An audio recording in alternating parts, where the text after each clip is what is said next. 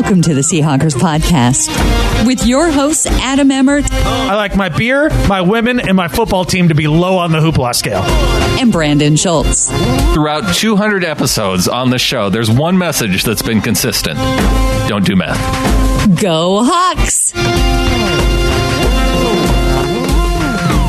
This is episode 200 of the Seahawkers podcast. I'm Brandon Schultz of the Military Seahawkers. And joining me, my good buddy, Montana Seahawker, Adam Emmert. It only took 200 episodes, Brandon, for John Schneider to finally start listening to us. He finally started listening to you. And on episode 200, I think we have to bring in the fanfare music because there was some big news right as we were sitting down to do the show. It almost feels like an emergency podcast. Like we saw this news, we had to get on the microphone and talk about it. Here comes the big news. This is big. I can't wait.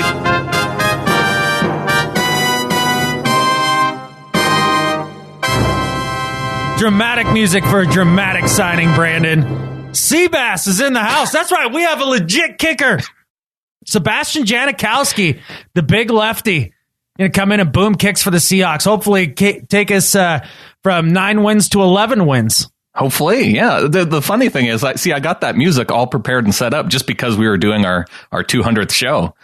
But it seems more fitting to introduce our new kicker. I think the competition will obviously be interesting between him and Jason Myers, the former Jacksonville Jaguars kicker. But interesting is an interesting word to use because I'm sure Jason Myers saw this news today, and it's maybe not as good a day for him.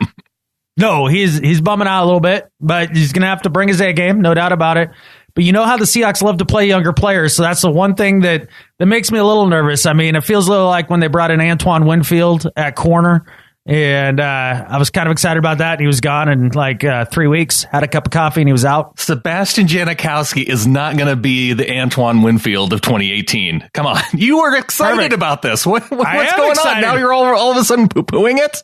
No, I'm super excited. Okay. In fact, we were chatting on the microphones before we got on with the pod here. Yeah. What are we going to talk about today? What are we going to talk about? And I was being all grumpy, and I was like, I don't want to talk about Kaepernick because I don't care. I don't want to talk about Stephen Morris because I don't care. I don't want to talk about that bum cornerback we got from the Niners because I don't care. That's all going to take like 15 minutes. And then bloop, there's a notification on my phone. Seabass fishing. Yeah, hooked a big one. Yeah. And so now I'm excited. Otherwise, this show would have sucked. Well, fortunately, we have Rob Staton coming on the show who would have saved it anyway, because we're talking defense and potential draft picks. And actually, Rob's going to be on for this show, episode 200 and episode 201, because we're going to be talking about offensive players next week. I'm so glad Rob was here to break down some of the possible draftees, because this also falls into the category of I don't care until they're on the team. Like it's really difficult for me to take time looking at a bunch of guys that aren't going to be on my team. And fortunately, Rob's really good at it and comes and drops the knowledge. So stay tuned for that coming up here, folks. Rob has got you covered for the draft. Well, you know who's going to be on our team next year? Sebastian Janikowski. Correct. He's going to be kicking footballs. He has a lifetime field goal percentage of 80.4%. Long field goal in his career, 63 yards. I go back. Wasn't there one time, who was the coach for the Raiders that year where they attempted like a 70-some yarder and trotted Sebastian Janikowski out right before the half or something crazy like that? It was in Denver. I remember that. And the wind was at his back. But it was like 75 yards. Yeah. But obviously Sebastian Janikowski came in, had a physical and a meeting with the Seahawks, and everything obviously checked out after being injured most of last year, a back injury, I believe. And look, he's been relatively healthy through the majority of his career. I'm very bullish on this. This is exactly what we needed. This was the position that I was most nervous about this offseason for the most part. Short of offensive line, they took care of that a little bit with DJ Fluker, who I still believe is a great run blocker, no matter what other people poo-poo it, or how they poo-poo it. But I think he's actually going to be an upgrade there. And this is the next big deal. And look, I mean, think about it. How many games Blair Walsh cost us last year? I say 2. Some people argue 3. I've heard it go up as high as 4. I don't even know how many losses we had last year, if we can blame all of them. I guess we can't blame the Rams game on him, but except for maybe just his presence on the sideline. Yeah, that was clearly his fault. Yes, Adam, it was a 76-yard attempt, and it was actually in Oakland. It wasn't in Denver. His longest what he made was in Denver, but the one that he attempted was 76 yards in Oakland. God, that's crazy. That's basically at sea level is where he was trying that. So that's interesting. But look, a lot of people make fun of Al Davis over the years for some of his crazy first-round draft picks and things like that. Sebastian Janikowski was a legit first-round draft pick for them. Yeah. What is that? Year 17 for him or something like that? He started in his first season was in the year, in 2000. So he's had, is that 17 years? That is 17 years. 17th overall pick in the 2000 NFL draft. So we have the 18th overall pick this year. Could you imagine, though, if there was just a great kicker that the Seahawks took with their number 18 overall pick? That would be a little crazy, and I don't see that happening. But you never know with John Schneider. He is a wild card, right? Yeah. There's way too many holes. There's no way they draft a kicker with their number 1 pick.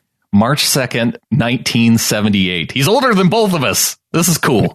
I like it. Finally, a dude that's just slightly older than both of us. That helps, because there was a point when every player on the Seahawks was younger than me, and that didn't feel good. No. Now we have someone we can identify with. Absolutely. Hold my beer, watch this. That's what Janikowski's going to do. That's what he's going to say every time he goes to kick off. Hold my beer, watch this. He's going to go out there and do something. Now, he's only been voted to the Pro Bowl once. That's crazy. Isn't that crazy? That was his 2011 season, 33 years old. Really? Yeah. That is almost impossible to believe.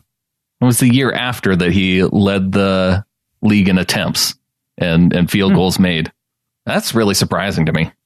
That is, because he's been a knock-dead kicker pretty much his entire career with a big leg. Yeah, and played almost the entire season every single year because he sat out the entire 2017 season. Right. Well, Sebastian Janikowski going to be a Seahawk.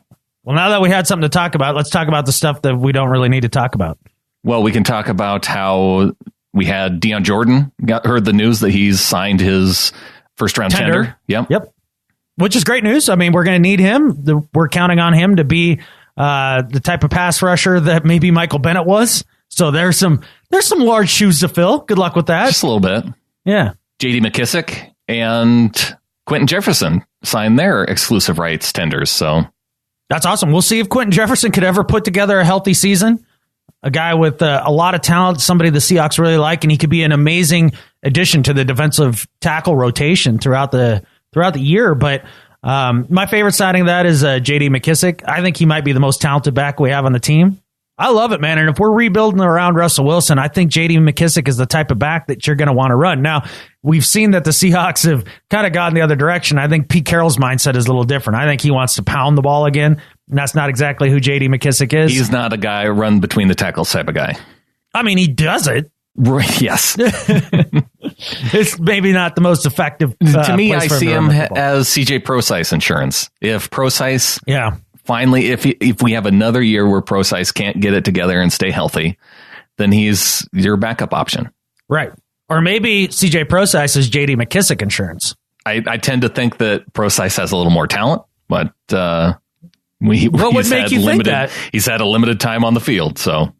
Hey, health is a power to talent, man. Yeah. And the health hasn't been good for CJ. No doubt about it. Right. Hoping for a healthy season from him as well. I mean, look, if we could just get one of these guys to be healthy and pop this year, it'd make all the difference.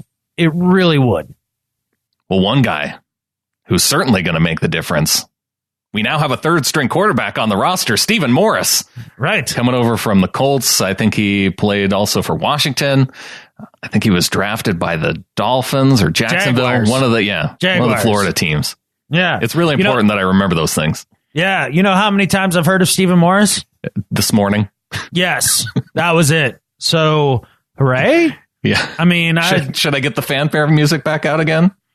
He could be off the team by the end of training camp, man. Yeah, you never know. But yeah, because you've got Russell Wilson as a first stringer, hurt Russell Wilson as a second stringer, and then what's this guy's name again? Stephen Morris. Right. For now. Correct. He's never thrown a regular season pass, so that's cool. You know they're going to bring in more guys. Austin Davis could be back next year, too. We don't know. Yeah. Somebody who I know isn't going to be on the team next year from the news this week, Colin Kaepernick. I think we'll save that for our discussion after our conversation with Mr. Rob Staton, Adam. Okay, cool, because that's going to take like 10 seconds. Okay. Yeah. I mean, it was one of those stories that came out and there was lots of consternation again for no freaking reason. Well, we'll save that as a tease then for what we'll talk about. Let's bring on Rob because we're going to talk about some defense. You know, Adam, how I like to look at the players that the Seahawks have actually visited with. And so we're going to talk about these guys with our SeahawksDraftBlog.com analyst, Rob Staton.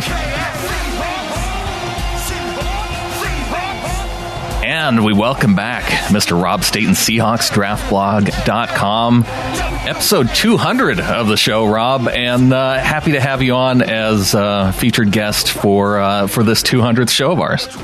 I didn't realize it was your 200th show, so it's a real honor to be part of the show again, and very much looking forward to what should be a really exciting draft in a couple of weeks as well. I wish I could say we planned it out perfectly so that you would be the guest on episode 200 because we had that much respect over your draft analysis, but it turns out it was coincidence, but I'm glad it worked out that way. Hey, coincidences are good sometimes.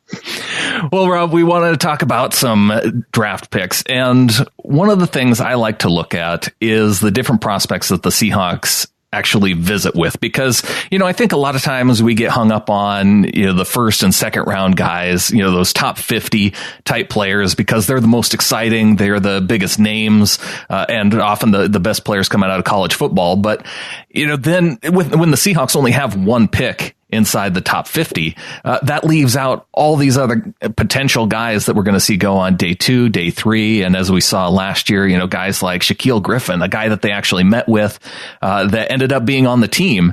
And so I like to take a look at some of these guys they've had the meetings with, whether it was just a, private visit. They get 30 private visits where players come to the VMAC and sit down with the team, or, sometimes they just meet with these guys at the combine and it gets reported out.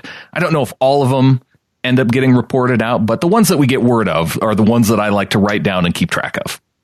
Yeah, and these are important because I don't know if people realize, but there's two things teams can do at this time of year. They can work out players off site, so they can go to, for example, Pete Carroll and John Schneider recently went to Arizona to work out Kalen Ballage, Cal Allen, and Christian Kirk all at the same facility at the same time. They can do that, and they can have, I think, as many of those as possible as they can fit in the schedule. And you get the 30 visits on site, which is usually a tour of the stadium to go and meet some of the people behind the scenes, to go to the VMAC. And you don't do any workouts when you go on those visits. It's medical checks, and it is basically just seeing if you fit as a person inside the building. And it's the likes of Shaquille Griffin and Malik McDowell and Kristen Michael that have had those visits and ended up being drafted by the Seahawks. So these are important things to keep track of. These VMAC visits are very, very crucial in telling us who they might be interested in. Well, I'll note that as we go through the list, whether or not it was a VMAC visit or some other type of visit. But let's get started. Let's start talking about the defensive guys. A lot of guys on defense that the Seahawks appear to be interested in, whether it's through the private visits to the VMAC or just combine workouts. Let's start with the defensive line. And despite signing a few interior defenders, having a few interior defenders already on the team, there's some interesting names of guys that they're looking at here, starting with Maurice Hurst, a defensive tackle out of Michigan. And this was a player who reportedly visited the VMAC as well. And this is a guy 6'1", 292. So he's kind of on the smaller end, 32-inch arm length, which is what the Seahawks tend to look for. But I hear a lot of people saying if Hurst were bigger, he'd be undoubtedly a first-round draft pick. Yeah, I think some teams are going to look at him and they're going to probably have him in the top 25 of their overall board. And then some of the teams are going to look at him as nearer 50 to 60 in terms of range. And it's purely going to be about scheme with someone like Maurice Hurst. If you are a team that is willing to have a one-gap penetrator who just really is rushing one gap, whose main priority is to get into the backfield, these blitz-heavy teams might look at somebody like that. Or if you're willing to use him as a pass rush specialist in the kind of the role that Clinton McDonald had in the past with the Seahawks, or Jordan Hill, then he can really do that role. The one thing that Maurice Hurst is probably going to be a bit of a problem for you, and it might limit his stock, is that if you want to use him on early downs, teams are going to target him in the running game because he's just not big. I mean, he's not got the length to keep people off his frame. You know, these big, hulking offensive linemen that are coming into the league are going to get into his frame and they might boss him around a little bit. And look, he's so athletic and so quick and so tenacious that he's probably still going to make the occasional play in a game. But if he gets one sack or one tackle for a loss or one pressure but gives up 10 plays in the running game, then that's not going to be a win for your team on the day. It might be a win in his stat column, but in terms of the shape of the defense, that's going to be an issue. So from the Seahawks perspective, someone like Maurice Hurst would be really good to bring in a third down situation or an obvious passing situation, trying to help get the team off the field. They've never really had that great interior pass rusher. They were hoping Malik McDowell was going to do that, and he hasn't been able to do it. Maurice Hurst could do that, but it's really just about how early you're going to take him. You know, you're probably not going to take that type of a guy, I wouldn't think, at the end of the first round if you don't think that he's going to be able to play first and second down. So he's really good. He's a player that I really like, and as a pass rusher, as an interior pass rusher, he's probably the best one in this draft class. But you've got to sort of judge where are you comfortable taking him. And I would think that probably for a team like Seattle might be more round 2 than round 1. But there will be teams, I think, at the end of round 1, Atlanta being a good example of that, who may give him serious consideration as a round 1 pick.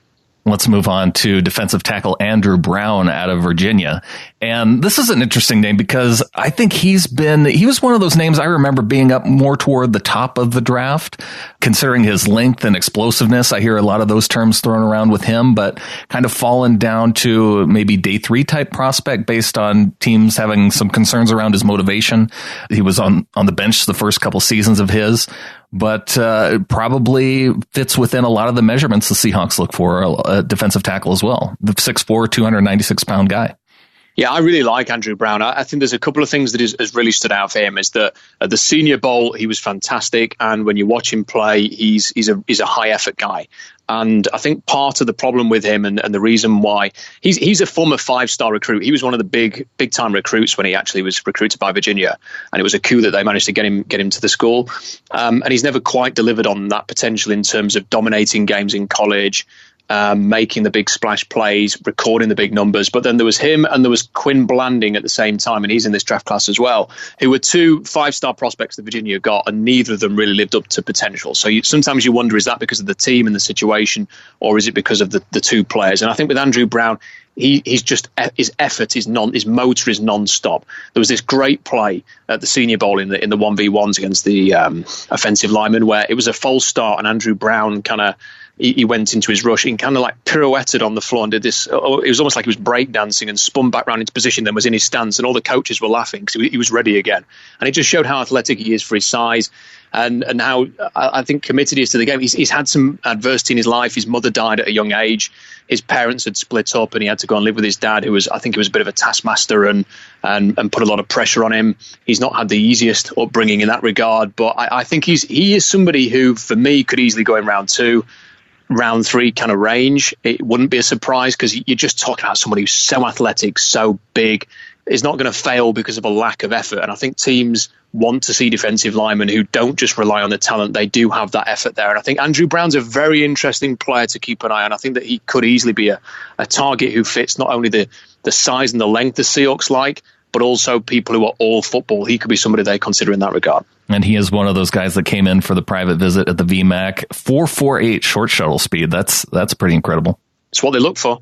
Defensive tackle Poona Ford out of Texas, besides having one of the best names of all the guys that they brought in for a private visit. Poona Ford out of Texas. Yeah, he's potentially, I've seen him talked about as definitely a day 3 type of guy, maybe even undrafted type of player. But I think that's a lot to do with the fact that he's 6 feet tall and 6 feet might actually be generous. I've seen 5'11" on some reports, 305-pound guy, but definitely, one of those interior run stopping types of players that maybe has some upside. Yeah, I guess you could say he's the Russell Wilson of defensive tackles. Yeah. He'll probably say that he's 6 foot, but I think he's very much in that 5'11" range. I think the interesting thing with this guy is that usually when you have someone who's 5'11", who's playing any position, they don't have long arms. And Poona Ford has, despite his lack of height, I think he's got over 33-inch arms, which is the threshold that the Seahawks usually look for. And that's going to help him. So on the one point, he's probably going to win a lot of leverage battles because he's going to be closer to the ground than some of these offensive linemen that he's going to play. So he's going to be able to get into the chest. It's going to be very difficult for a 6'4" center or guard to get into his frame. He's going to find it a lot easier to get into theirs. And he's got the length to sort of reach out and deliver a punch, deliver a jolt, bull rush. He's got the compact frame, but with the length, which is very, very unique. You don't see defensive linemen built like this, and he's got a chip on his shoulder. He wasn't invited to the combine, I don't think, and he's talked about how that kind of pissed him off a little bit, and that's given him even more motivation. I think that he feels like he didn't get the respect that he deserved at Texas because everybody just looked at what a defensive tackle. He's 5'11". That's not going to make any sense, and he sort of plays off that a little bit. So if the Seahawks don't get someone like Maurice Hurst early on, and they want to add that quick interior rusher, and Poona Ford's not quite as dynamic and as quick as a pass rusher as Maurice Hurst, but if they wanted to look for somebody who maybe has got the potential to try and play that kind of a role, he could be an alternative. I think he's probably going to go down the round 5 type of range, but he could be somebody who could go in that kind of range there, and they could consider him later on. Well, and the Seahawks do have 4 fifth-round picks, so interesting to see how they use him. They've got to use one on a corner, that. But one of these defensive and I like the idea of somebody who has a chip on his shoulder based on height, and that's probably just because of our quarterback. 1 out of 1 so far with guys who've got a chip on the shoulder about the height. Right. So why not try for another? Moving on, defensive tackle Abdullah Anderson out of Bucknell, a small school guy that I didn't see a whole lot of information on other than a guy who dominated in the All-Patriot League. So small school guy, and the fact that he blocked 4 kicks in his career at Bucknell. Yeah, and the Seahawks do a good job of finding these guys. Their area scouts do a pretty good job of identifying who are the players to bring in and take a look at. They have them on their radar quite quickly. This is a guy who's had some production there, has got some of the athletic traits they like. And if you actually look down the list of players that they have met with, there are like Foya Oluokun, I think it is, who's at Yale. He's another one is this big safety linebacker type, hits like a sledgehammer and has got the athletic ability. And there's 1 or 2 others on there as well, these smaller school guys or off the radar guys who've got this real athletic potential. And I think with players like this, you're not looking at them to take them in round 3. You're looking at them to try and create an impression on them and make them feel like you really want them, so that if they become undrafted, that plays in their mind where they're deciding where to go. The Seahawks, I think, for a couple of years now, have not been able to convince the top undrafted free agents to come and play in Seattle because they look at the roster and they go, how am I going to make the team? And then they look at somebody else, and it might be a weaker franchise. It might be somebody who's not got the potential or has not got the level of talent of Seattle, but they think that's my route to stick in the NFL. It's to go to the team with less talent and to go and try and compete for a starting job or some depth job there, as opposed to just being the guy who kind of flashes a little bit in Seattle and then gets cut before the end of preseason. So I think they've got a real chance this year to get some really interesting undrafted free agents. And I think a lot of these guys, the pass rusher and the safeties and the linebackers, they're going to look at Seattle's roster now and say, I'm going to get an opportunity to compete for a job here and maybe even potentially start down the line in the way that Doug Baldwin did as an undrafted free agent, Jermaine Kearse, people like that. So I think there's going to be some opportunities there. And I think this might be even more exciting than the draft itself. The players that Seattle are able to acquire after the draft and the level of competition they can have going into training camp.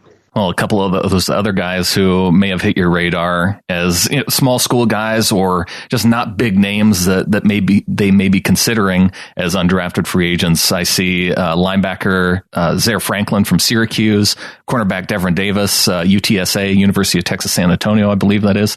Cornerbacks Chris Cisse from Portland State. They've done pretty well getting corners out of Portland State and training those guys up. So those are just any of those names in particular jump out at you?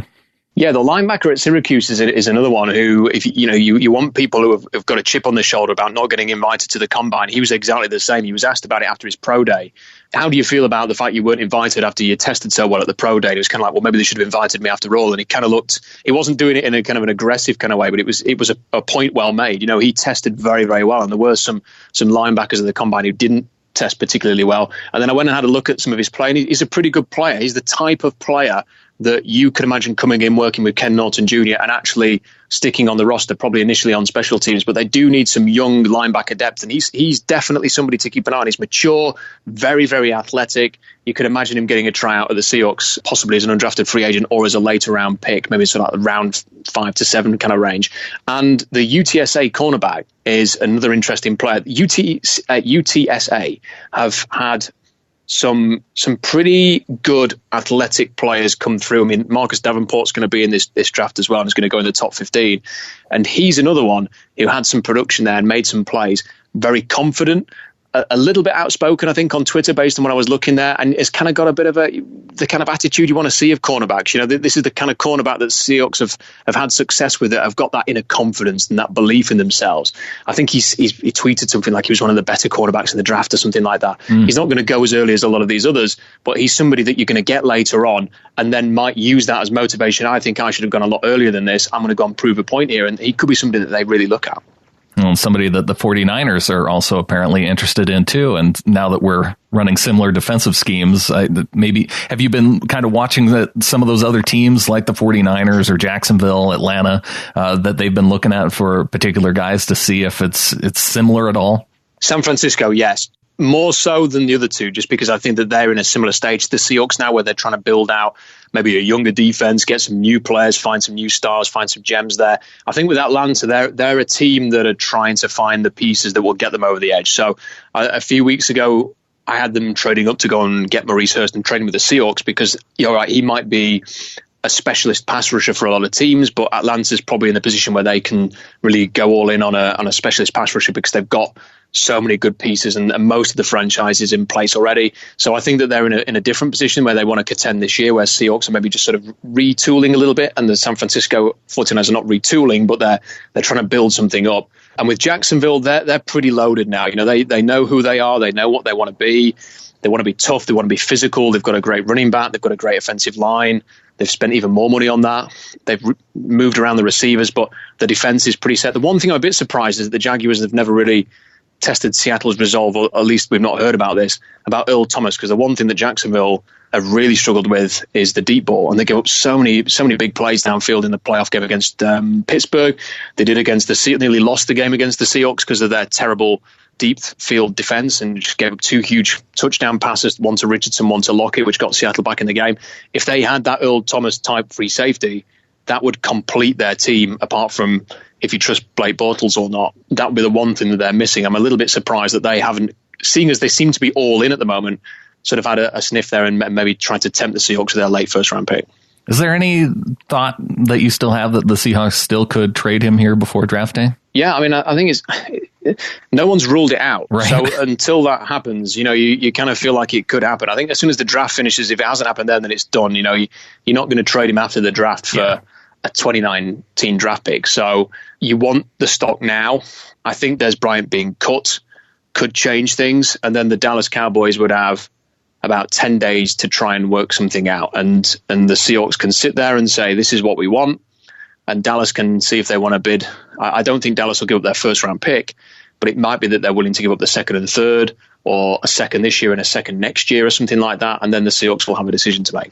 I'm still not sold that the Cowboys will be able to do it, but that's, I guess that's one interesting place to watch. I want to get back to the defensive line, and this is a player who I've been interested to get your take on for a while, and that's defensive end Josh Sweat from Florida State, edge rusher type player. And one of the things I also like to look at, apart from just the visits, and this is a guy who came into the VMAC for a private visit, but I like to look at guys who, right after the draft, you see those way too early mock drafts. The one thing that interests me, though, is a year later going back and looking at some of those way too early mock drafts and seeing some of the names that are on those lists. And I remember seeing Josh Sweat of Florida State on that list. And now I'm seeing him, well, maybe he'll go late round 2, possibly round 3, maybe even on day 3. And I think a part of that has to do with injury issues with his knee. But a guy, again, meets all the measurables that the Seahawks look for, 4.5 40, a 10'4" broad jump, a 39.5-inch vertical, a 4.28 short shuttle, and has, really long arms, 34, almost 35-inch arms. So, what are some of your thoughts on Sweat? if you were picking in the top 5 based on pure measurables, he would be in the top 5. I mean, he's got everything that you would want from an elite pass rusher, as you mentioned there, the quickness, the length. He had a 1.5 10-yard split, which is in the elite category. Everything that you want in a pass rusher, Josh Sweat has physically. But there are some issues. You mentioned the injuries. The other big issue with him is that when you watch him play, it's a little bit frustrating. He's quite often the last guy off the ball. So the ball gets snapped and you see the other 3 defensive linemen set off and attack the quarterback, and he's just a split second behind everybody else. And you see this time and time again. And I don't know whether that's because of the injury. He had a big knee brace that he was wearing, whether he was playing a little bit cautiously because of that. I'm not too sure. But when he gets after it, when he is going all out after the quarterback, you do see a lot of great talent there and a lot of potential. And the thing that teams are going to have to weigh up here is, can you trust the knees? Can you trust him to stay healthy? And again, how early do you want to take him? Because I've seen people even projecting that he could go in the late first round. And I think that's a review of where we are with pass rushers now. 1, they're so important, and 2, there just aren't that many in this draft class. Once Bradley Chubb's gone, Marcus Davenport's going to go in the top 15 because teams always need pass rushers. Harold Landry's probably going to go in the second half of the first round, I think. And then you're looking at people like Josh Sweat and Sam Hubbard and people like that who are the next one up. And if you really need a pass rusher, Tennessee, for example, needs an outside rusher. And if Harold Landry's not there, are they going to look at Josh Sweat and are they going to look at Sam Hubbard and think, well, we'll just pull the trigger here or trade down a little bit and take them? So are you willing to do that with Josh Sweat with the knee injuries and some of those issues there? Is he going to be a guy that's still with you in 6-7 years, or is he just going to be a one-contract guy? And if you have got that little bit of concern, are you looking more at the late second round? So if the Seahawks move down, let's say that they did a deal to move into the early second round and acquired either a late second round pick as well or an early third round pick, at what range can you get Josh Sweat? Is it going to have to be the first pick, or is it going to have to be the second one? And if it's the first one, they may just be a little bit cautious of going down that road, especially after the fact that they've wasted 2 second round picks on Sheldon Richardson, who's no longer with the team. Yeah. And Malik McDowell may never play with the team. Do you want to go for the third there, or are you going to take someone who's maybe just you're a little bit more confident about is actually going to be out on the field for 16 games this year? Well, it almost feels like whatever first pick that they have to take really needs to be, they need to hit on it just based off of the history. And when you have so many questions like that, again, I think of who's going to be there at edge and probably being one of the biggest positions of need for the Seahawks now. Oh, yeah. He might be one of the last few guys on the board that really have the potential to make an impact. They need an edge, and I don't know whether there seem to be a lot of guys going to the VMAT. Dorrance Armstrong from Kansas was there.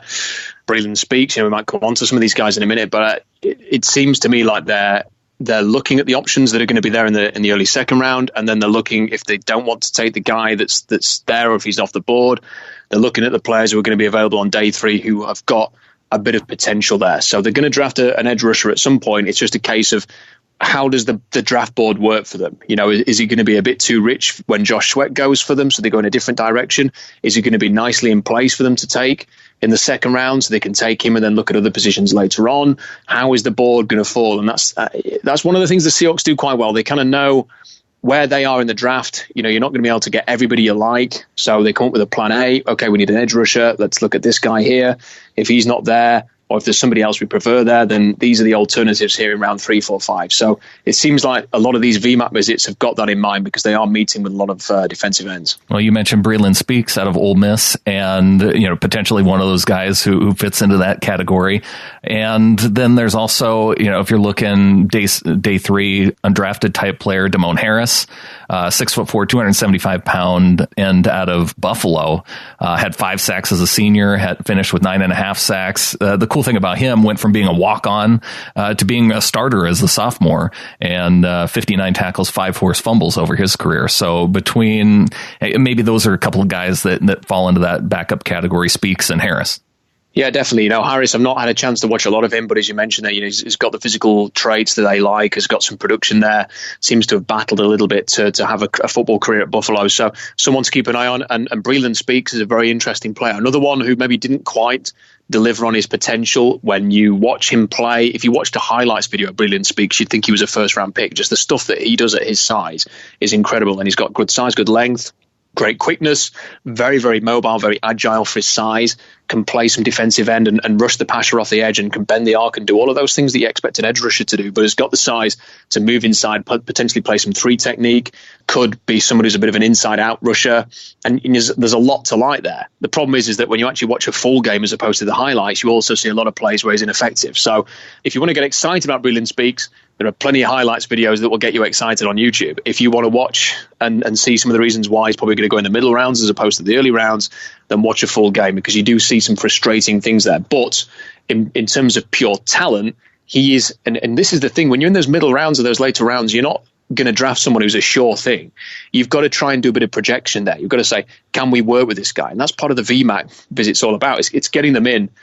How does he fit into our locker room? How's he going to fit into our building and our the personality that we want from our team? Can we draft and develop this guy? And if they feel good about him, then he's the type of player that, you know, Pete Carroll can get his hands on. Defensive coaches can get their hands on there and try and make him into something. He's got the potential to be a good NFL starter, and it's just about learning that information about him this week to determine whether he's going to be a good NFL starter for you.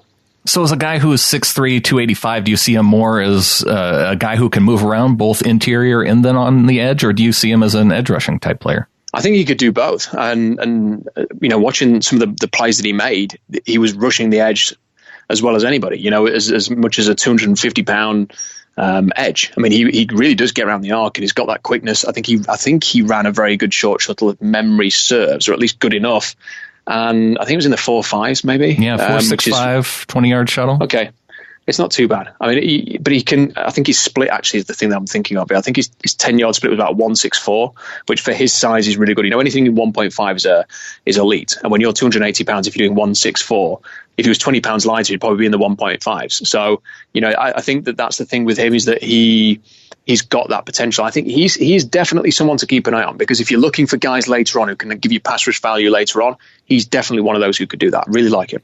And I've seen him projected around round 3, round 4. So maybe if he's still there with that 4th round pick that the Seahawks have, and we still don't know what they're going to do as far as trading around. One guy, though, that kind of jumped out at me looking at these names, Leighton Vander Esch, Boise State linebacker, had him in for a private visit. And he's one of these guys who early on, I don't think there was a whole lot of talk about him, but now he's kind of being talked about as a potential top 15, top 20 type player. What a player. I mean, he's just fantastic. I mean, he does everything. I mean, he's going to be, for me, I think he's going to be a star. I think you could play him an inside linebacker as a Mike. You could play him outside if you wanted to. You could have him doing pretty much anything. I mean, he's just got the speed, the range. There's this one play that I loved. I can't remember which game it's in, so I can't recommend people go and watch it. But there was a game where they did a running back tossed out to the right hand side, and he has run through 3 different defenders, just sifted through the tackle. He is there in a flash and just absolutely hammers the running back for a big loss. I don't know if it was Rashad Penny. It might have been against San Diego State. I can't remember who the opponent was, but it was just an incredible play. And it just showed what it's the kind of play that Luke Kuechly made when he was young and coming into the league. And I actually put the numbers and compared them between Luke Kuechly and Leighton Vander Esch. And physically, they are almost identical. They're, in terms of their size, the way that they tested, you know, the way they ran in the 40, the vertical jumps, the agility testing, everything about them just looked so similar. And then when you sort of study the person and get to know him a little bit more, when you watch the interviews and you see his character, he is a really, really solid all football player. And if the Seahawks had their native second and third round picks and were able to spend those picks and hadn't traded them away. Mm-hmm. And if Leighton Vander Esch was there at number 18, I would say draft him. I mean, it's not the biggest need on the team. You could fit him in as alongside Bobby Wagner and KJ Wright this year. Potentially you could replace KJ Wright if they didn't want to re-sign him in a year's time. And that would be a pick that would work. But because they don't have the second and third rounder, I don't think if you take a linebacker at 18, then you're waiting till pick 120 in round 4 until you address some of your other needs. And yeah, you've made your linebacker group even stronger, but you know, the running game hasn't been helped, the cornerback position hasn't been helped, the defensive line position hasn't been helped. it just seems to me like they'd be better off sort of looking at that area as well. So I think that it's probably going to be a bit too rich. I think he's probably going to be off the board at 18 as well. I've got a feeling he's going to go in the top 15. Don't think he's going to get past Oakland and Green Bay and Baltimore and teams like that, but he's a great player. What position would the Seahawks have to, or would it be a particular player to only pick at 18 and then wait until day 3? Is there anybody? Yeah, I mean, this question comes up a lot on the blog, and the answer I've always given is always the only players that I would say, okay, forget it, just stay at 18, are the players that have got no chance of being there. So it's Bradley Chubb, it's Saquon Barkley, it's Quentin Nelson. Yeah, the guys who are going to go in the top 10, because I think once those guys are, they're the best. Apart from the quarterbacks, and teams are going to draft them early because they're quarterbacks. But the real best players in the draft are Saquon, it's Quentin Nelson, it's Bradley Chubb, it's Tremaine Edmonds, it's probably Van Der Esch and Roquan. I really like Isaiah Wynn and Ronald Jones II, but other people are going to have them a bit lower down. And for me, it's kind of those Saquons, Quentins, Bradley Chubbs that you would stick at 18, but because they're not going to be there, I think you have to trade down, get into the second round, because that's where there's going to be a ton of value there. I read a piece, I think it was by Albert Breer, and he'd spoken to an executive, and they said the problem that Buffalo's got trying to trade up and get a quarterback is pick number 22 might as well be pick number 52, because the value at 22 is going to be the same. And that sums up the draft. There are going to be about 50 players who are graded very, very similarly in this draft class. The guy you get at 52 is probably going to be the same grade as the guy at 25. And so it does make sense in that regard to trade down. Plus, if you trade down enough, that gives you more picks to make sure that you can get Shaquem Griffin, the linebacker out of Central Florida, on your team, and pair him up with his brother. And this is another guy that they've met with, I think, on multiple occasions now. Yeah. Definitely at the combine, and then they went to his pro day as well. It's going to be a bit disappointing if they don't draft him now, because they have his brother. They met him. The thing is that you have to look at Shaquem, and you have to acknowledge that there are going to be some limitations there. Yeah. He's not going to be the NFL's best player. He's going to have some. He's not going to be a full-time linebacker. He's not going to be a full-time edge rusher or pass rusher. However, he's just going to bring such an energy to a fan base and to a roster. He's probably going to be one of the leaders on the team immediately, just because he's got this infectious energy about him, and he's kind of got this. He's very lucky. He's kind of got this charisma to his personality, which is just, there's not a hint of arrogance there. I mean, it's just, everything about him is so humble, but it's just got this big beaming smile. And whenever you sort of see him in doing an interview, you kind of feel good about yourself. And I think he's kind of got that. He's going to be there, and players are going to gravitate to this guy. They're going to see it. He's going to work his ass off. He's going to probably be the most intense, hard-working player out on the practice field. He's going to set the tone on special teams. He's going to make plays. The Seahawks need speed. One of the things they're going to have to draft in this class is speed. They're going to have to find some somewhere. And he's a 4.38 linebacker / pass rusher. There's your speed. And he's also got the character. You're going to know him better than any other team because you've drafted his twin brother. I mean, for me, it's going to be a no-brainer that the Seahawks are going to find a way to draft this guy. Possibly in that sort of round 3, round 4 range. I think he's probably going to end up going in there. If he's not a Seahawk, I think it's going to be a little bit disappointing, because I think a lot of other teams would love to see him as well, but because his brother's already in Seattle, because they met with him so much, and because we know the Seahawks need some real speed and intensity and some energy, then I think he's a perfect fit for them. Well, and you talk about the charisma. He's the one guy out of all these guys that I actually have a clip for of both he and Shaquille Griffin were interviewed on a show, and they were talking about how one time I guess it was the last time maybe that they swapped classes. And it's kind of interesting thinking that they even swapped classes in school because one of them doesn't have a hand that the teacher wouldn't notice. But listen to this comment, Rob, and how ultimately the reason why they got caught swapping classes. He was always good in math and I was good in English, so we switched classes to help each other on our work. But he didn't really have that much work to do anyway. So once I finished his work, I was talking to my teammates. Only my teammates knew that we switched. Talked to my teammates and stuff, and then he was in class doing my work, and he being quiet and stuff. And my teacher kept calling me his name. Obviously, I'm in his class. About be quiet, allow everybody to do their work. And I'm like, I'm not listening, not thinking about it. Why is he calling my brother's name? Like, Then I'm just still talking to my teammates. And then she was like, Shaquille, why do you keep talking? He's like, it's not you. Why you keep talking? I was like, why you keep calling me that? It was really bad. And then you got to see my face when they come in taking me out his class. I'm doing everything correct. You know, I'm quiet. I'm getting the work done. And I get pulled out of the class and, you know, finally got called. And I see him in the office just looking crazy. You know, and then when Mom got there, oh, man. And, you know, that's one of the times where you're kind of scared to go home. But you have no choice. You got no choice but to go home, so you try to figure out a way to stay around because you just scared to go home. And, you know, and she didn't even say much. She just gave us that look. But actually, when we got home, you know, she gave us a chance to kind of explain ourselves. But she understood. She took it as a, you know, I'm glad you guys are looking out for each other. See, Rob, I want this. I want this on the Seahawks. Yeah, I do as well. And it just, isn't that great? And that just is a perfect clip to sort of highlight how great they are. You know, they're fun. They are engaging. You could listen to them all day, and they're also petrified of their mother, which I just the idea that you know, these two American football players, you know, Shaquille's had a fantastic rookie season, and Shaquem's going to come into the league. They're just great guys, and I would love to see. And I don't just want to see Shaquem on the team because of his backstory, or because he's battled adversity, or because he's a great interview.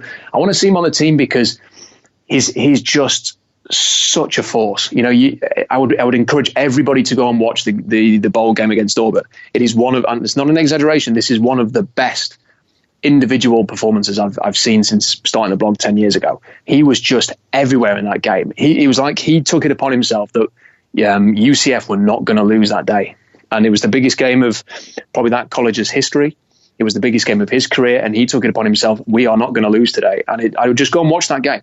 He has about 3 sacks or something.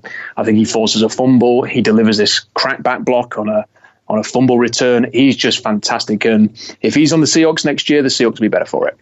Well, now it feels kind of a letdown going on to another linebacker, Mayonnaise Hungalu, Oregon State linebacker, brought in for a private visit. This is another guy I haven't seen a whole lot on. No, when I saw the link with him, I'd not watched him personally. You know, Oregon State didn't have much of a year, so I've not had a chance to watch him. But again, it's another player that they're going to have to find some young linebacker depth. They don't have any at the moment. Terrence Garvin's moved on. He's signed for another team. Will Hoyt doesn't seem to be on his way back. They need some young talent there. They need some speed. So get these guys in. The priority undrafted free agents potentially down the road. Try and sell them the opportunity to come and play in Seattle and win a spot. And the Seahawks are in a better position to do that this year. Well, moving on to secondary. This is an interesting player, Nick Nelson, cornerback out of Wisconsin, because this is a guy that they visited with, I think early on, maybe combine or had a pro day workout with Nick Nelson. And then he suffers a meniscus injury in one of his private visits. And that guy may be projected to go second, third round, but now, and also, I guess this would probably be more of a slot corner guy because only 31-inch arms, but a corner with Wisconsin that they've showed some interest in. Yeah, I wish they had more draft picks because he's a player that would be a luxury in the early rounds, but you know, if he had a load of picks, then he would be a great signing. Justin Coleman's out of contract next year, and he had a fantastic 2017 season, but is he going to be able to carry that on? It'd be nice to have some competition for him and a cheaper alternative if you wanted to move on in a year's time. And Nick Nelson, for me, he could be the best cover cornerback in this draft class. If anybody wants to see what he's about, go and watch the Wisconsin-Maryland game, because Nick Nelson is covering DJ Moore, who's a receiver's probably going to go in the top 40 from Maryland. He shuts him down. Moore does not have a catch in the game against Nick Nelson. I mean, he just completely shuts him down. He is just watertight in his coverage. He's great running across the middle of the field, brilliant on the sideline, positioning's great. The only real knock on him is that I don't think he's had a career interception in college, and he gets his hands on the ball a lot, but he doesn't turn it into a turnover. But I have a hard time knocking a cornerback who covers brilliantly and shuts down big name receivers like DJ Moore, but just doesn't turn the ball over. I'll settle for a guy who limits a number one receiver to a couple of catches or even no catches in a game and shuts them out of the game than someone who necessarily has a turnover but gives up a 40-yard pass downfield or something like that. So for me, Nick Nelson is one of the more underrated players in the draft. Not surprised the Seahawks met with him despite the arm length, because it could be a really good slot corner for them. Could be some competition and a future replacement for Coleman. And if this unfortunate knee injury is going to push him into day 3. Then they took Walter Thurmond. I know he's a very different physical, Thurmond was more like the kind of player they draft for the outside. But if Nelson was there in round 5, for example, because of the injury, I think you take him, you rehab him, and you could have a real steal down the line. Yeah, 2017 season, you mentioned a lot of pass breakups, 21 pass breakups. Yeah. And it shows as well. No interceptions, like you mentioned. But you watch the tape, those 21 pass breakups, you just watch one game. Just watch that Maryland game, and you'll see why he got 21, because he's just incredible in coverage. Well, another guy, Tony Brown, Alabama, expected kind of toward the middle rounds of the draft, 6 foot, 195, again, under the 32-inch arms, but 31.5 inches. He's close there. 31 tackles, an interception, 2 pass breakups, and 20. See, so you go from him, from Nelson, who had 21 pass breakups, to a guy who just has 2 pass breakups in Tony Brown. Yeah, and it's hard to judge Alabama cornerbacks because they usually play with the benefit of this monstrous defensive line playing in front of them. And Alabama usually have this heavy rotation. So if you remember Tim Williams, who was there not so long ago, right. I think he ended up going in the 3rd round. It was talked about as a potential first-round pick for a long time. The character issues pushed him down the board. He'd play something like 15% of the snaps. And he would get 2 sacks in a game, but they would only need him for sort of like 15, 20% of the snaps, because they would have another 5-star prospect who would come in and spell him, and they could keep these guys fresh. And because you're constantly rotating your defensive line with 5-star talent, and it's also the biggest, angriest men in college football as well who play defensive line for Alabama. The cornerbacks kind of, you've got quarterbacks throwing dangerous throws, taking a chance, trying to move the ball downfield, and it makes their life a little bit easier. And Alabama, as Nick Saban is a fantastic secondary coach, one of the best, if not the best, currently in college football. And yet his players who play in the secondary don't tend to translate all that well, especially the cornerbacks, to the next level. There are a few exceptions to that. Obviously, Landon Collins and people like that have come through at safety and have had good starts to their career. With Brown, for me, he's not a player who particularly stands out. He's a little bit outspoken. The Seahawks might like his personality and his physical makeup as someone they want to get to know a little bit more. But I think, for me, there are better cornerback options in this draft. Well, one of those better cornerback options could be Holton Hill for Texas. And whereas Tony Brown maybe not fit into some of the measurables, although Brown did have a 4.35 40, but Holton Hill, 6 foot, 196, has the 32-inch arms. His vertical, a little on the short side, 31 inches for a corner, but 4.49 40. The Seahawks like that sub 4.5 and a 6.38 3-cone. Seattle likes a sub 7-ish 3-cone, I think, and then a short shuttle of 4.15. So fits kind of all those markers, I think, for an athletic Seahawks corner, apart from the vertical. Yeah, the short shuttle's an important one here, and the 4.15 is really good from him. Looks like a Seahawks corner. Has not had there's a theme with the Texas guys that a lot of them have not had the kind of careers that they're capable of. But Malik Jefferson's the linebacker is probably going to go in the 2nd round. And he's another one who's fantastic athleticism. Didn't really have the career that everybody expected, though. And Holton Hill's another one like that. Was coveted by other big schools. Got the size and the range and the length that these teams are looking for now. And it never really happened. There's a few character concerns or attitude concerns with him. I've watched some of his interviews, and I haven't detected anything. For example, it's not an exact science, but when you watched Malik McDowell speak a year ago, mm-hmm. There was some concern there because he just seemed disinterested. Yeah, very disinterested. And you listen to Holton, you don't get any sense of that. He doesn't seem like a bad guy. I'm not sure what the issues are there. Nothing specific has come out on Holton Hill.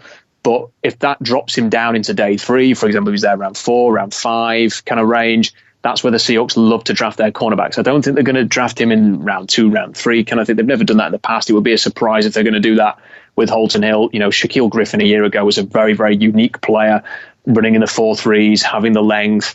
We've come to know that family now. We know the personality. We can understand why the Seahawks would love Shaquille Griffin enough to take him at the back end of round 3. He's the earliest they've taken a cornerback. I would doubt if they're going to beat that now with Holton Hill. But if Hill's there round 4, Hill's there round 5, there are other players that they could look at. I really like Cameron Kelly at San Diego State. Could be someone they look at. I think that he's kind of got that ability to translate from safety to corner and maybe be a bit of a Deshaun Shed in that regard, but maybe a little bit better. So there's other options there, but I think Holton Hill could be someone they really look at. Well, in the final corner, I want to get your take on Simeon Thomas, Louisiana Lafayette. And I haven't seen any tape on these guys, or on this guy, but I've seen his measurables, and pretty incredible. 6'3" tall, 190 pounds, has 35-inch arms, 11'3" broad jump, 39-inch vertical, and a sub 4.5 40-yard dash. That's kind of ridiculous. The arm length is incredible. He's it's like Stretch Armstrong or something. But and already 6'3". So you add those long arms with an already tall dude. The reason why length is so important, it's kind of limited. It's the range the radius which you can cover. So it's the same for receivers as well. How long are the arms? How good is the vertical? How high can you jump? Are you high pointing the football? Where can a quarterback throw the ball where you can go up and get it and the defensive back can't? And with defensive backs, kind of all the Seahawks have really done with these big, tall, long corners is find somebody who can combat that, especially with quarterbacks getting 7 back shoulder throws, stuff like that. Yeah. You need somebody who's got the radius that can cover. I mean, if you've got someone who's 6'3" and is fast enough to not get beat deep. So if, let's say that they go on a deep route, and he can stick because he's got the speed to do that. But any of the shorter stuff or anything where you're throwing in underneath, he's got the range to do that. And if it goes up in the air, he can out jump the guy, and he's got the length to go and reach the ball. Then, what a chance, what a prospect to have. And clearly, I mean, I've not watched him. I don't know if he could be chaotic in coverage for all I know. It could be really good and a real gem to look out for there. But if Pete Carroll, if Nick Saban's the best defensive backs coach in college football, Pete Carroll's the best in the NFL. So if he can get his hands on a guy like that, coach him up. We've seen it so often. The Seahawks turn players like Byron Maxwell into serviceable starters. They go to Philadelphia and Miami, and they're just horrible. They come to Seattle, they look like they can play the game.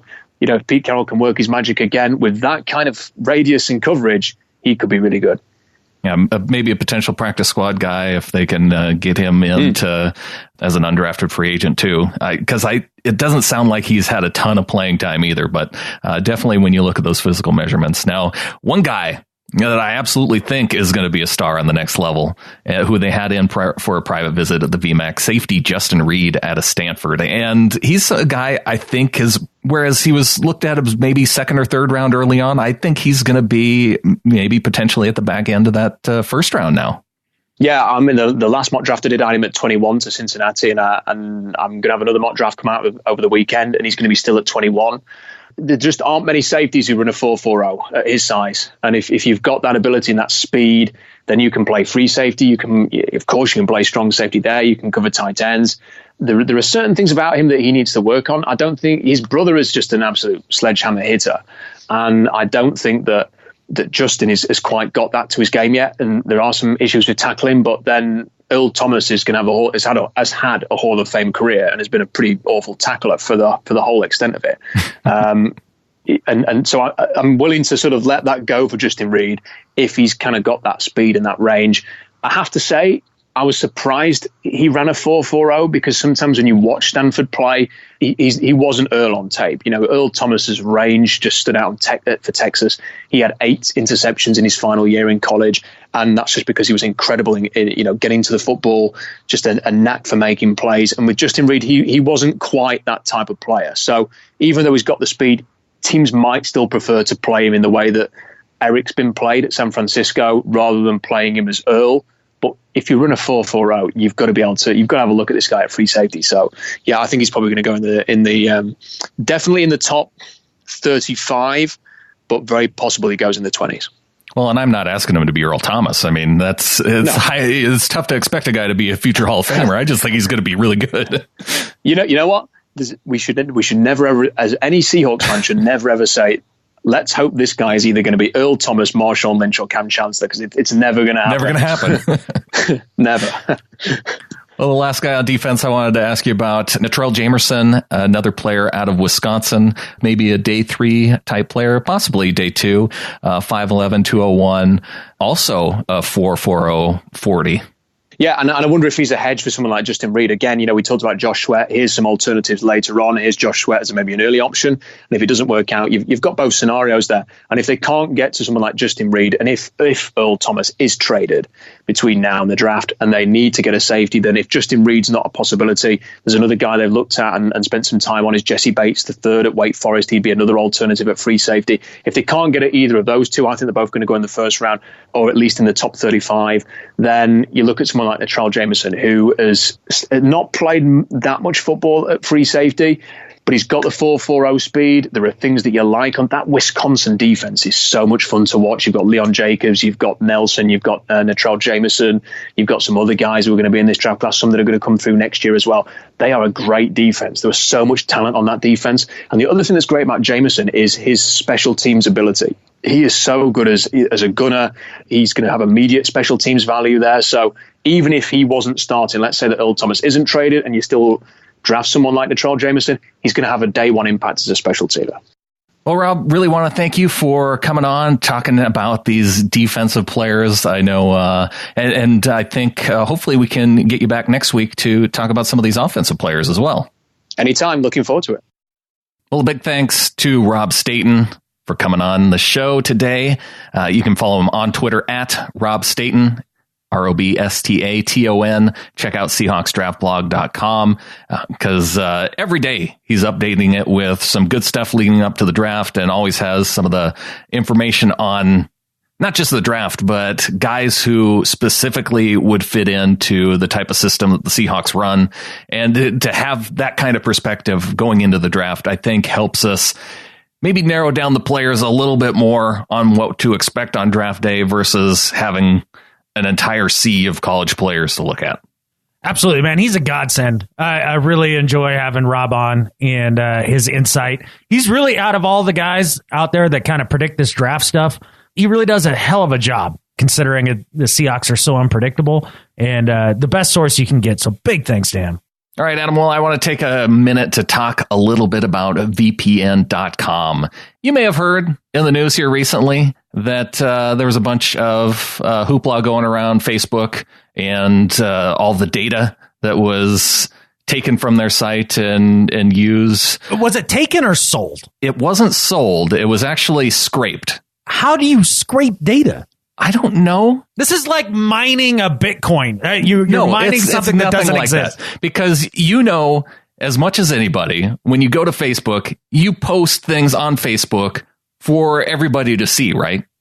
And yeah. I think there's some people that don't recognize, or they may not realize that when they're making something private, that if somebody else shares it, it may not have been private. Apparently, the way things were set up, it was not how people expected it to be, because when all of this came out with the Cambridge Analytica data, people were surprised that more of their data was out there than they really thought was out there. I've always had the opinion that if you put it on the internet, it's out there for everybody forever. Well, one of the things that VPN.com has done, and if you go to VPN.com/Facebook, because a lot of people, they don't know even how to set up their privacy settings.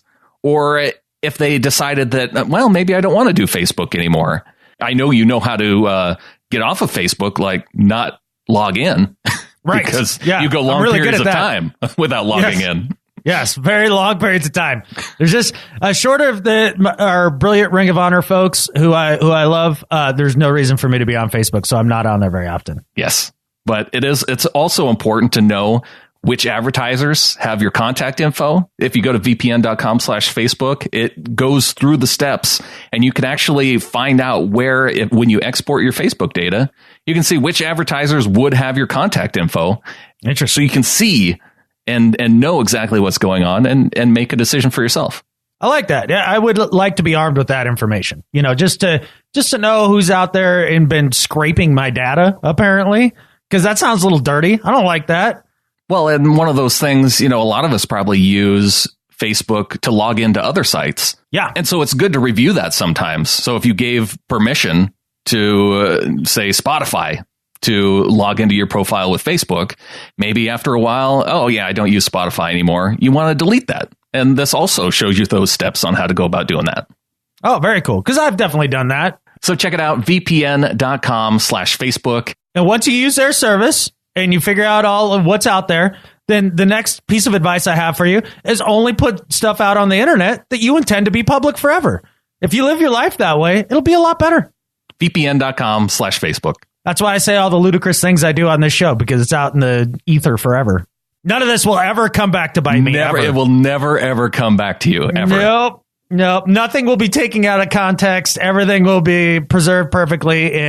In hindsight, through the lens of history, I'm sure nothing I've said is stupid. So there's nothing to worry about here. What could go wrong? But I don't think anybody is going to be scraping our data here. They better be ingesting it through a fire hose, because with the data we give you here on the Seahawkers podcast is a straight spit about Seahawks football, man. Like this is the best thing going.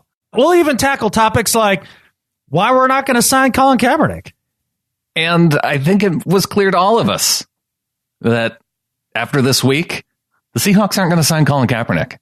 No. Look, this is very simple. I mean, I saw the hoopla from both sides, right? Lots of hoopla. Oh, this is the perfect story for hoopla. Yeah? Yeah, this is the story to keep getting them checks for the media, because it brings out emotions on just about everybody, right? Oh, I know. Even better, there's multiple conflicting reports. So now it's not just you have a story that brings out emotion. Now you can write other stories about the conflicting reports on the initial story. Right. See, the thing about this is very simple. Colin Kaepernick has every right to express himself however he'd like to within the confines of the law. And taking a knee in front of the flag is one of those things. Now, NFL teams also have the right to employ who they would like and who they would not like to employ. And basically, they just got rid of two guys that were the biggest amount of drama on the team, Michael Bennett and Richard Sherman. Do you think they're going to bring in another guy that has just as much drama who's not going to play? Like, he's not even going to be a starter for you. He probably won't even see the field. Why in the world would you bring in that kind of drama in this transitional year into the locker room? Not that he's a bad guy, not that he's doing anything wrong, but half the country has their freaking nipple in a twist over this and can't let it go. And then the other half gets all defensive about it. Can everybody just let it go? Can we just let it go? I don't think so. I think the judge by the news and everything going on is that it can't be let go. And I think there's a couple things to the story that I'm not really sure about. Because you talk about the drama. The Seahawks clearly aren't opposed to drama in the past. Like, I think they've had their fill of it. You think so? Do you think that does it ring true to you then that they asked him if he was standing or kneeling, and then if he was kneeling, that was grounds enough for them to cancel it? Do you think that rings true to you? This is what rings true to me. The idea is that they looked at him and said, okay, we understand that your advocacy is something that's very important to you. I mean, obviously, it's the number one thing, right? On his priorities. It's that and then football. It's not the other way around. Well, that's a good question to ask, right? Yeah. And if he said, yes, that's my deal, they go, okay, how do you intend on handling that? And whether that is kneeling or not kneeling, whether that's how he speaks to the press or doesn't speak to the press, or what type of issues he's going to get behind throughout a season, things like that. Like, how does he intend to handle that? And I think that's exactly what they asked him. That's exactly what you would ask anybody you would employ to do any job that has anything going on. Like, how do you intend to handle these distractions that come with the job or with what you do, as a person? So do you think he was just maybe too vague for their liking, and that maybe they wanted honesty, or he wasn't vague, or he was like, yeah, I still plan on kneeling, and I'm going to do a lot of press conferences, and I'm going to try to organize rallies and do all that. And the Seahawks looked at that and said, that might be a little much for us. Okay. That could have happened. He could have been too vague. I mean, who the hell knows? The point is it doesn't freaking matter. Right. It doesn't matter. We're not going to pay him the type of money he wants to sit on the bench all freaking year. It doesn't make sense monetarily. It doesn't make sense socially. It doesn't make sense in the locker room. And why is anybody upset about it? Well, I think there's a lot of people out there that feel that Colin Kaepernick is a talented enough football player, much like Eric Reed, that they should be playing on an NFL team and they should be compensated according to their skill level. Look, I'll put it to you in these terms. So I don't want Des Bryant on my football team in the same way that I don't want somebody like Eric Reed or Colin Kaepernick on the team this year. I don't want the extra distraction. Now, Des Bryant is a diva, and he's all sorts of distractions for the team. Supremely talented, yes. He's a talented enough football player that he should be playing on a team this year. But do you want to deal with his nonsense? It's the same thing like with T.O. back in the day. Do you want to deal with the T.O. show? Do you want that hoopla around the team? Whether or not it's a political stance or a personal one, like these diva wide receivers are. That's what it all boils down to me. Do you want the drama or not? Is your locker room strong enough to handle it or not? Are you pro hoopla or anti hoopla? And I'm distinctly anti hoopla. I support the guys. I support the guy's right to do whatever he wants. It doesn't bother me in the slightest. But it seems to bother half the country insanely, and I don't want to deal with it. And I think that's how the Seahawks feel about it. I wish that Kaepernick would come out and talk about it. Like, I want to hear it straight from him. I don't want to hear it from sources. Yeah, that is a little weird. If he said, yeah, I plan on kneeling, and the Seahawks said, okay, no, don't bother coming in, I want to hear it. I want to hear him say it directly, because the sources stuff doesn't work for me, because I don't know. That just doesn't sound like the Pete Carroll and John Schneider that we've seen in the past. Now, maybe their stance has changed. Maybe they're becoming significantly more anti-hoopla after Richard Sherman and Michael Bennett. But look, man, I like my beer, my women, and my football team to be low on the hoopla scale. Cheap, easy beer. I'm not going to say cheap, easy women. That doesn't sound right. That doesn't sound right. No, but chill ladies and a football team. Low maintenance, I think maybe is. Low maintenance. See, that's why I need a co-host to help me out with these things. Like I said, nothing on this show will ever be misconstrued and taken out of context and played against me. Yeah, and I want my football team to be low drama too. I just want to win. Yeah. I want to win. I want to piss on the 49ers every year. I want to piss on the Rams and the Cardinals. I want to piss on them all. And that's all I want to do without any drama. So there's nothing that those stupid fans of all those other crappy franchises can say about my team. Yeah. They can't say crap because we're just kicking your ass like we have since we've entered this division. That's all I want. That's all you want. I feel like that's not a big ask. No. I'm a low hoopla guy. You just want all of your players to be like Russell Wilson. No, I want them all to be in the range of Doug Baldwin to Russell Wilson. Yeah. The 1 to 5 hoopla range. 1 to 5. Yeah, you start getting on the plus side of the hoopla scale, and I can't have it. Colin Kaepernick has plus hoopla. That's what we know. Well, we definitely know it's caused enough hoopla in the past few days. That where does the word hoopla even come from? That feels very Scandinavian. That feels like something like my grandmother would have said, like, oh, that's a lot of hoopla, oofta. Hoopla origin. Noun informal, meaning bustling excitement and activity, commotion, hullabaloo. Well, that's another good word. Definitely hullabaloo. Definition number 2, sensational publicity or ballyhoo. Ooh, yeah, can't have any ballyhoo either. And third definition, speech or writing intend to mislead or to obscure an issue. I think those are all good words. First recorded in 1865 to 1870, hoopla is from the French word hoopla. Hoopla is from the French word hoopla. Is that what it just said? I guess. I think we've hijacked it and gave it a better meaning. So thanks, French. Yeah. You know what? The other hoopla I have no interest in, Des Bryant. Well, this is going to stir up now. Hoopla? Hoopla around Earl Thomas going to the Cowboys. How's that going to stir up that? Well, I think now they have salary cap room. To try to trade for a player that's not being traded? Like, good luck with that. That's great that you have cap space and everything, but if the other team doesn't want to trade that player to you, it's still not happening. Oh, no. That's how that works. See, I read on Twitter that the Cowboys... You started that phrase, and that should answer your own question. A good offer for the Cowboys would be to offer up their second-round pick. And that's or Earl Thomas? Yeah. At the pick number 50. That'd be a great offer if their intention is to get John Schneider to laugh. Like, that'll be a deep belly chuckle from the other end of the line. Yeah. And then you have Pete Carroll say something like, well, that's a really cool offer, but no. That's as far as that discussion would go. No, Bob Condotta already has the article out on Seattle Times. Could Cowboys' release of Des Bryant increase the chance of a trade for Seahawks Earl Thomas? And this is more than just I'm mad at Bob Condotta. Yeah? How dare you? That's... You're just being a gossip queen. What kind of crap is that? Stop it. Well, it's not as interesting just to have an article that says Des Bryant was released and it has no impact on the Seahawks whatsoever. Whatever, dude. We just don't make shit up on the show and just talk about it and get clicks. Like, we actually talk about like the real things that are going on with the team that are things that you can confirm. Like, that's what we do, and we still get listens / clicks. I think you can do it, is all I'm getting at. It's possible. I think there's an audience that would appreciate that kind of thing. Maybe that's why our show does okay. I think that's why it does do okay. I think that's why we get new members of the flock more weeks than we don't. New members of the flock. Got 2 of them this week, Adam. See, this is what I'm talking about.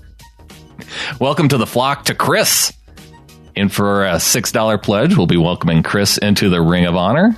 He gets a patch with that too, right? Heck yeah. $6. All right. Well, hey, buddy.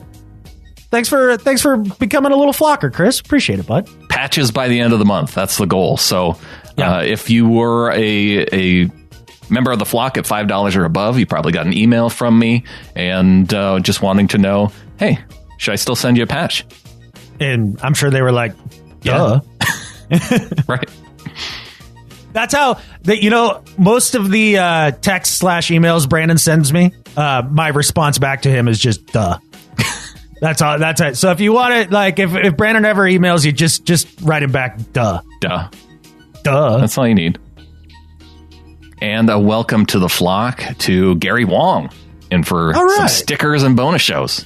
Right on. Well, thank you, Gary. Once the season comes around and there's actually more to talk about than Des Bryant isn't coming to the Seahawks and why nobody cares about this Kaepernick story, we'll start putting out bonus shows because there'll be more to talk about.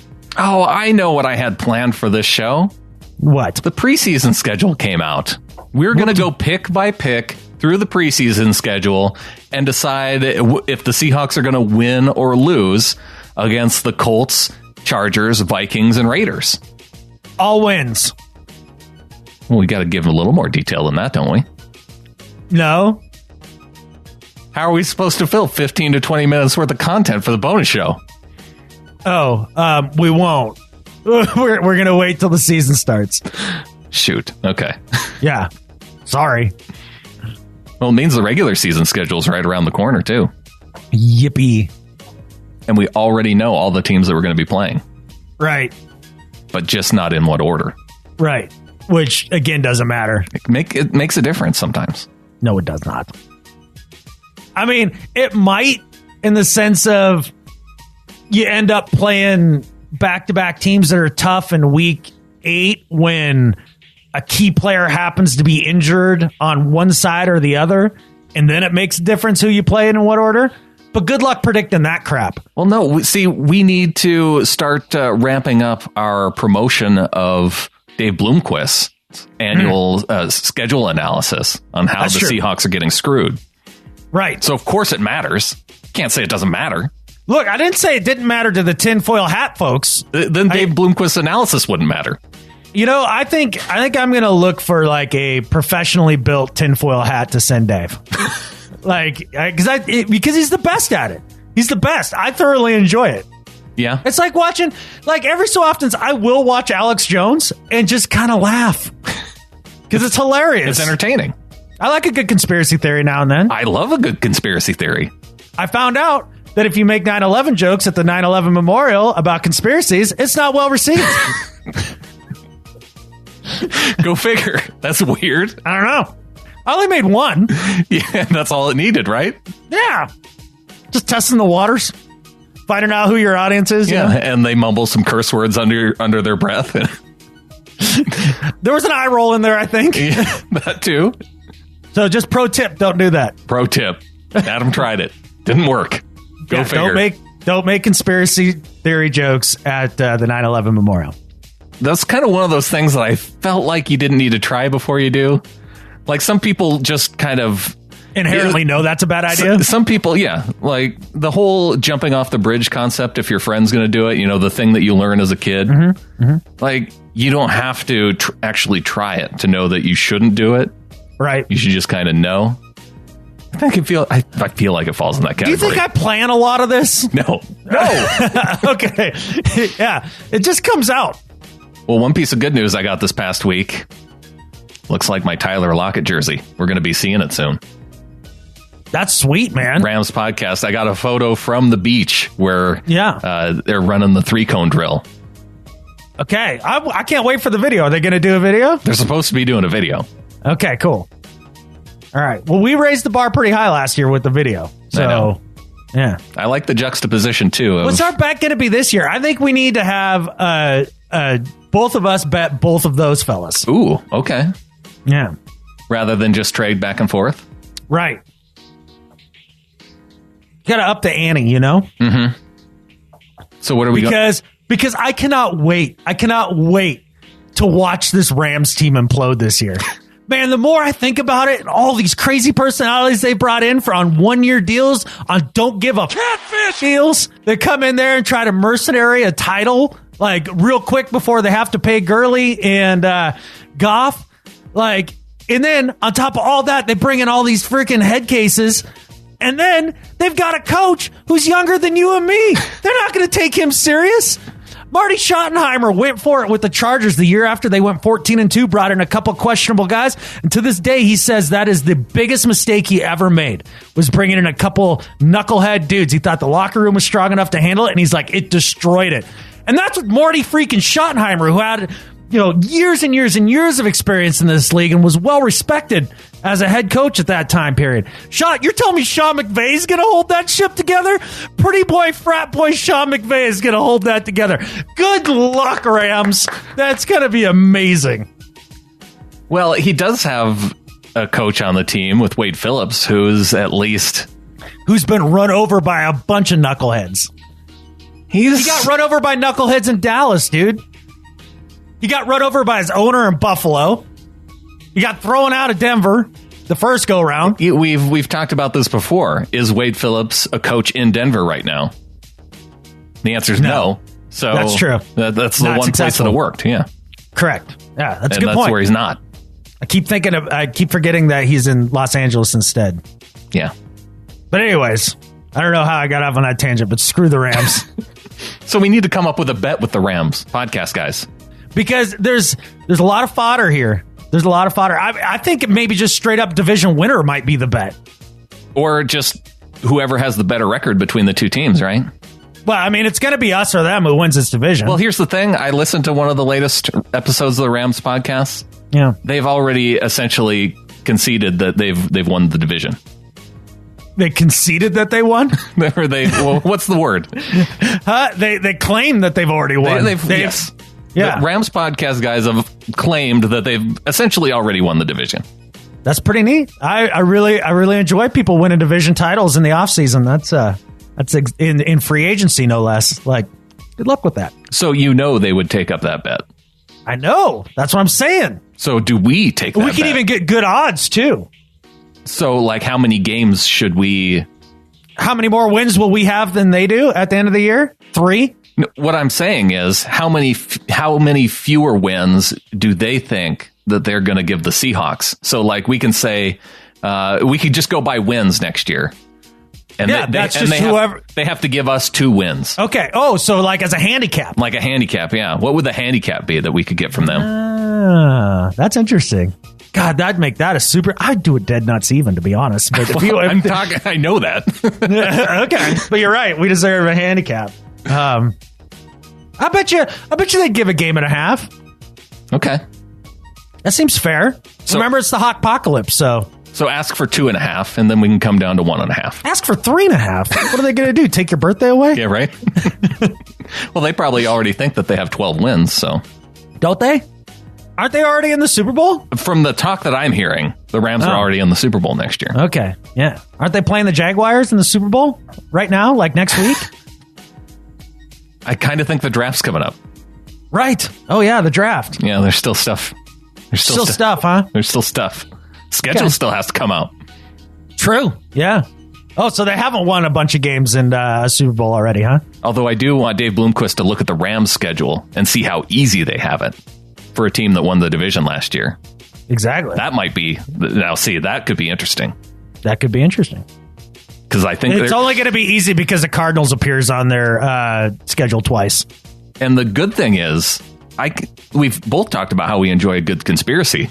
There's plenty of good conspiracy options around the Rams being in LA and building a new stadium, and how a big win this year and all the hoopla around them could add to because they need to sell some tickets. They need to sell some seat licenses. Yeah, they need people to come to their games. Please come to the Rams games. Please come to the Rams games. Todd Gurley would really appreciate it. Please. All right, Adam. So for that edition of Crapping on the Rams, I think we can wrap that up. We need a Crapping on the Rams jingle. Heck yeah. So we can talk about it regularly. Crapping on the Rams. Like putting on the Ritz? Song. There it is. There was a song in my head, and it was Putting on the Ritz. Crapping on the Rams needs to be put to Putting on the Ritz. We can find somebody to do this. I bet we can. Yeah. Hey, that's why people donate on Patreon at getintheflock.com, so we can do these types of things. Right. Because we found, for Prisco's World, that wouldn't paid for that. That's for that right. jingle. There we go. Yeah, we need a Crapping on the Rams jingle. I'm going to make a note here. What do you say we get on to some do better and better at life? All right, man. My do better this week is for a woman named Autumn who was working as a child care provider at the YMCA here in Missoula, Montana. Why does she need to do better? Because she was doing freaking meth at the child care center. That's right. She had taken over a cabinet, apparently. That she must be a small woman because she'd taken over a cabinet and she would like sneak into and shut the doors behind her. And then she had little eye hooks attached to like close it from the inside so nobody could open up the doors on her while she was in there. She had a little battery powered light, a pipe, and some sort of filter to blow the meth smoke out into. Wow. Taking care of young children at the YMCA and smoking meth. So first off, do better, don't do meth. Yes. B, do better, don't do meth around young children. And C, I have a problem with the headline writer for Capex. Okay. Because it says that there was charging documents show employee had drug den at daycare. They're calling her little hidey hole in a cabinet a drug den. Yeah, that's a little bit... that's a bit of a stretch. That's a bit of a stretch. But you know what you could say is that she is doing better because she wasn't exposing the children to the meth smoke. That's yet to be determined. I guess they're doing some tests. But to Autumn Hines, do better. And don't do meth. Don't do meth. I think we've been pretty consistent about that on the show. Throughout 200 episodes on the show, there's one message that's been consistent. Don't do meth. Don't do meth. Unless you do. Then stop. Right. My do better this week for Baker Mayfield, Oklahoma Sooners quarterback and potential top draft pick. The more I look at Baker, the less I like, man. Really? Well, I didn't like it this week when I saw his NFL.com video where Baker Mayfield went and visited a psychic to predict where he was going to go in the draft. Well, that's not far off from when Russell Wilson pulled names out of a hat with his ex-wife. Well, at least this way, he's getting it out there ahead of time rather than Russell Wilson just telling the story of how he pulled out the hat after, because we learned about that after the draft. Is that a problem? It could be a problem. Okay. Just depends on if you believe him or not. Like I believe him. This is now documented because he had a whole video crew go with him to go and talk to a psychic. And he sits down with her and he's... the quote that got me was toward the end where he says, I don't know if I believed in it until now. So now Baker Mayfield, from sitting down with a psychic for 5 minutes, now believes in psychic abilities. Look, I see doing it on a goof. I got $50 to blow. It's entertainment, right? It's entertainment, right? If you spend it like that, I get it. But you know what you don't do? Bring a TV crew with you. That screams douche. This guy's a giant catfish. I don't know if he's the worst defender though out of the group of quarterbacks this year. Really? Who would your pick be? I don't know. I hear a lot about Josh Rosen. Dude, he's just arrogant. There's a difference there. Okay. Like the stuff they bang on Josh Rosen about, I'm sorry. That's like you just being mad that his family has money. Whoop-de-doo. Like, yeah, he came from a rich family. Get over it. It happens. All right. I like Baker Mayfield. He's I bet you do entertaining because to me. he's a Sooner. No. Dude, I'm telling you, like, there's some guys that are entertaining. Is he like, too high on the hoopla scale for you? Is he a 6? Oh, by a lot. By a lot. See, like, Chad Johnson was high on the hoopla scale, right? But his teammates loved him, right? I mean, he did bring a lot of attention to his teammates as well. Where Baker's all about him, man. And he's not even that good of an athlete. I don't know. The one thing that makes it hard for me to judge him is he was freaking accurate. Yeah. He was freaking accurate. And that's the number one trait I look for in a quarterback. Number 2 is leadership skills. I think his leadership skills suck. Really? You can't be grabbing your crotch on the sideline screaming "catfish" you at the opposing bench when you're up 27-3 or some crap. You know what we call those? We call that immaturity issues. Yep. And you know what? And do you think giving him a bunch of money and fame is going to help that? Do you think that's going to straighten him up to fly right? I think there's certain people that you can look at and say, you know, they mature just based on age. And then there's people that just aren't going to ever be that type of person. I put him in the category of he's going to get it figured out. Hell no, dude. Nope. I think I'm putting him in the can't play category. Like, that's what I've been. Yeah. See. Yep. No, he couldn't even beat wrong. out Davis Webb at frickin' Texas Tech. And he sucks. Davis Webb stinks. But I think he went to somewhere where he could play and grew a little bit. And now he didn't. He's still short. I'm sorry. He's not Drew Brees. You're not a heightist. Don't bring this into it. I'm not a heightist. But a lot like everybody said when Russell Wilson was drafted, you have to be plus in every other category except for the height, right? Yeah. And when it comes down to character, he's a major minus. No, thank you. All right. Well, you know what? Not for my quarterback. I'm not going to make because of all this. I'm not making Baker Mayfield might do better. I'm making the actual psychic that might do better because she pulls out the card. Leanne Cornell, she pulls out the set of cards of all the teams, and guess who he picks? The Cowboys, Arizona Cardinals, going to a division rival, according to the psychic. Awesome. And then she goes on to say that. It'll be a disaster. She says, I don't know. I just see Super Bowl around this kid. Well, whatever. So lady. for psychic, Leanne Cornell, do better. Yeah. She clearly doesn't understand where the Cardinals are as a franchise right now. Right. Who's even the head coach for the Cardinals now? The dude who was the defense coordinator for the Panthers. Oh, right. Okay. Yeah, that guy. I got to find a way to hate him too. I don't know. I mean, sports hate. Hate. Yeah, but not real hate. I hope his family's good. I hope he does well. But the thing is if they're terrible, like you can't. Oh, I hope they draft Baker Mayfield. Oh, please. That'd have been about as stupid as overpaying for Kirk Cousins. I think the best scenario would be Josh Allen to fall to the Cardinals. I don't know. I haven't looked at Allen yet, so I can't say. But one thing I do know, the Seahawks only are visiting with quarterbacks with the last name Allen. So what we need to do is figure out all the quarterbacks in this draft class with the last name Allen. Because Schneider went to Josh Allen's workout, and then they had some low-level prospect kid who played quarterback with the last name Allen come in. I thought it was another guy with the first name Josh. No. Oh yeah, Kyle Allen. Yeah. Yeah, we're gonna talk to Rob about Kyle Allen next week. So clearly, the only quarterbacks we're interested in are the ones with the last name Allen. I think those might be the only two. There's Marcus Allen, but he plays safety.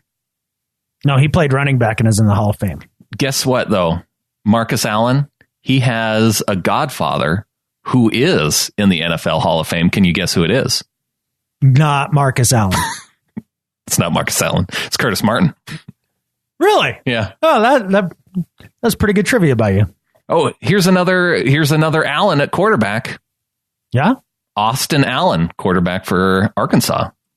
There we go. Which I think is the brother of Brandon Allen, the guy that I liked coming out of Arkansas a couple years ago that can't seem to get a chance. Really? Do you know who his godfather is? Your mom. Close. Still your mom. Moving on to better life. All right. I don't know. I don't keep track of everybody's godparents, just Marcus Allen. Oh, okay. Yeah, not the Marcus Allen you're thinking of either. The other Marcus Allen from Penn State, the safety. Wonderful. This show sucks. We're way off the tracks. Let me bring this right back onto the tracks with something that's not ridiculous at all and totally relates to football. My better life than Skip Bayless this week is for NASA. That's right, it's for NASA. You'll be stunned. You want to know why? Because the headline is this: NASA shoots human sperm into space. What? Is this to combat the planet that's supposed to destroy us all come April 23rd? Oh, yeah. Narubu or whatever they call Planet X. Right. Yeah. Yeah. That was supposed to destroy us like last year in October and then like in 2007 and then also year 2000. If you're a planet that's attacking the Earth, you want a surprise attack. You don't want to orchestrate your maneuvering. All right. We'll come back to NASA shooting sperm into space here in a second. But like, if just a quick thing to these guys that think that there's a rogue planet that's about to run into the Earth imminently. Like, just a quick word of the wise. Like, as it comes closer to Earth, the sun would illuminate it. Like, I don't know if you've looked into the sky, but just the other night I went outside and Venus, bright as hell, and like. It'd be coming from a long distance. You don't think we'd see a freaking planet coming at us? It just depends on whether or not you believe that the sun can illuminate other planets off in the distance. Well, I don't believe in it. I know that as a fact because we see them. So there's that. But maybe you think NASA is too distracted shooting sperm in space to be looking for rogue planets. So basically, they conducted an experiment called Micro 11. And they've done this with samples from other mammals where they activate the sperm and then see if it goes through all of the progression to see if it will fertilize an egg. This is an important piece in figuring out whether or not we can be an interplanetary species, because if we can't have space babies, then we can't propagate the universe. Like, that's just the way it is. So they're doing experiments to see how this is affected in microgravity, and they'll have some more results for us here very soon. And I think it's exciting work. You know, I know they're not actually shooting it into space, but I just like the title. So NASA, better at life. Keep shooting that sperm up in space. Okay. Space sperm.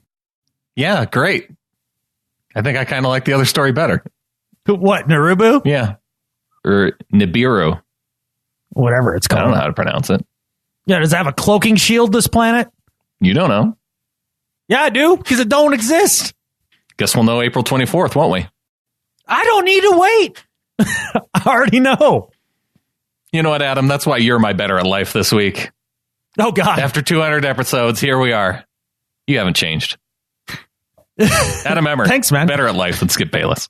You haven't changed either, my man. You're still embarrassed when I talk about things like space sperm. Yeah. Probably won't change by episode 400 either. Nope, definitely not. It's another 5 years, right? Is that how long it took us to get here? 4.5, 5 years? Yeah, right in there. Yeah. We took the off season off the first year. So I bet another 4 we'll get here. Correct. Yeah. Another 4 years. I think I got it in me. Except when we start doing 2 shows a week starting the season. When we meet our goal of 300 flockers. Yeah. Gettingtheflock.com. Yeah. Because if you do that, then you're going to get to have a half drunk podcast. Like, Brandon and I will get on the mic after the game. Yeah. I'll be drunk. He won't. And we'll do the podcast and give you immediate reactions after the games. Yeah. When possible. The as long as I'm not asterisk. Working. Yeah. It's just, I might be in the sawmill. Like, that's just the way it is. So it will only be when Adam's drunk. Yeah, because I'm not drunk in the sawmill. Right. That would be a good way to die. That's a bad. That'd be a really fast way to die. Bad idea. Yeah. There's multiple ways to die in a sawmill. Turns out. Yeah. Mm-hmm. Yeah.